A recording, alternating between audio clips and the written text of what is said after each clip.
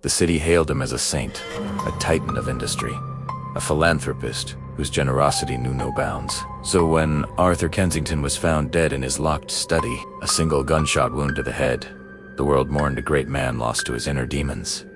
The case was open and shut. Suicide.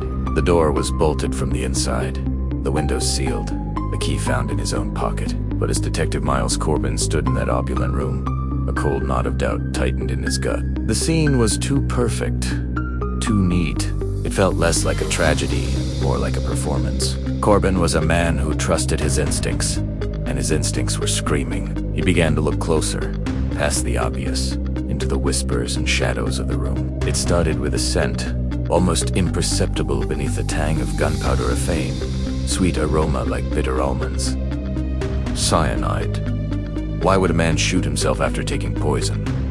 It made no sense. Then, his eyes landed on the bookshelf. Kensington was a man of meticulous habits. Every book had its place. Yet, one volume, a collection of Edgar Allan Poe's stories, was slightly askew, as if pulled out and hastily pushed back. Inside the book, tucked between the pages of the purloined letter, was a note. It wasn't a suicide letter. It was a single line of cryptic code, a jumble of letters and numbers that seemed like gibberish. Corbin knew this wasn't the rambling of a troubled mind. This was a message, a clue left by a man who knew his life was in danger. The suicide theory was crumbling, and in its place, the framework of a murder was taking shape. A very, very clever murder. Corbin's investigation moved beyond the crime scene and into the intricate web of Arthur Kensington's life. On the surface, it was a life of success and acclaim, but dig a little deeper, and the cracks began to show. He started with the family. There was Eleanor, the grieving widow, a woman whose sorrow seemed a little too rehearsed. Her eyes, red-rimmed and distant, held a flicker of something else relief.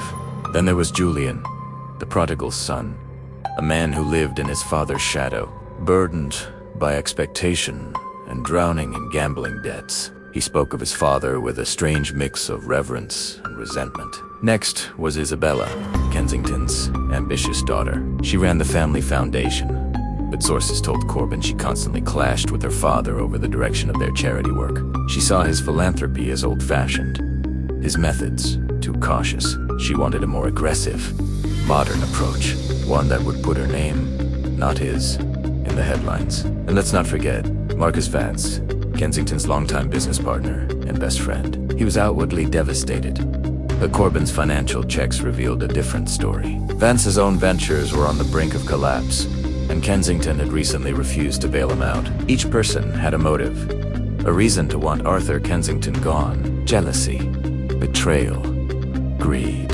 It was all there, simmering beneath a veneer of respectability. Corbin interviewed them all, watching their expressions, listening to the words they didn't say. He cross-referenced their alibis, finding tiny inconsistencies, little lies that, when woven together, began to form a tapestry of deceit. The puzzle was complex, but the pieces were starting to fall into place. The scent, the book, the note, they were all connected. A trail of breadcrumbs leading him closer to a truth far more sinister than anyone imagined. The day of the reckoning arrived. Corbin gathered them, all Eleanor, Julian, Isabella, and Marcusine. The very room where Arthur Kensington had died. The study felt smaller now, the air thick with tension. He stood before the fireplace, the cryptic note in his hand, and began to speak. "We are here," he started, his voice calm but firm, because this was not a suicide. This was a murder, staged to look like one, an elaborate illusion designed to deceive us all. He walked them through the clues. "The scent of bitter almonds," he said, looking at each of them in turn. It was from a fast-acting poison administered hours before the gunshot.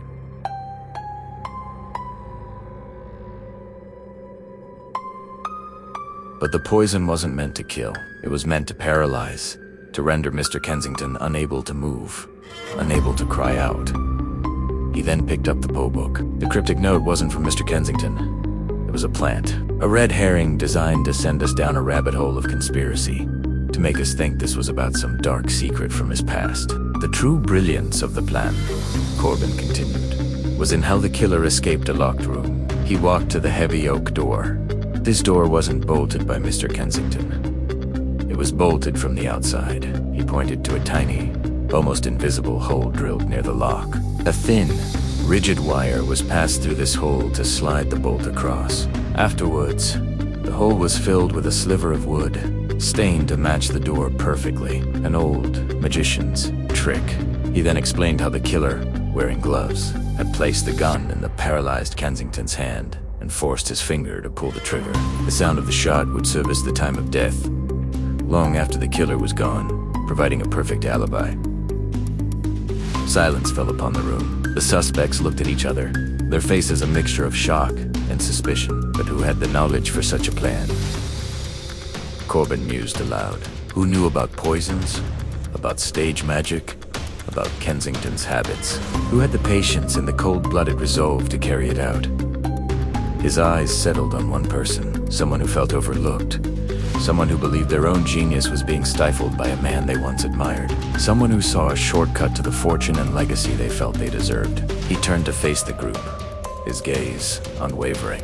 The person who murdered Arthur Kensington was not his resentful son, his betrayed partner, or his sorrowful wife. It was the person who helped him build his empire, the one who organized his life down to the last detail, the one no one would ever suspect. He paused, letting the weight of his words hang in the air. His quiet, unassuming personal assistant, Liam. All eyes darted to the young man standing silently in the corner, the one who had been taking notes the whole time. Liam's face went pale, his composure finally cracking. He had been with Kensington for a decade, the loyal, efficient assistant who managed his schedule and guarded his secrets. He was practically invisible, a part of the furniture. But beneath that quiet exterior was a mind consumed by ambition and a heart blackened by envy. He had watched Kensington's wealth and influence grow, feeling that he was the true architect of it all. Yet he received none of the credit. Liam's confession came in a flood of bitter words. He had spent months planning the perfect murder, studying old magic tricks and obscure poisons. He saw himself as a mastermind, smarter than everyone, deserving of the Kensington fortune. He had masterminded a way to rewrite Kensington's will digitally, making himself the primary beneficiary, a change that would only be discovered after the official cause of death was ruled a suicide. He had believed his plan was foolproof, that he had committed the perfect crime. But he made one small mistake: the misplaced book. In his haste to set the scene, he had returned the Poe volume to the wrong spot on the shelf.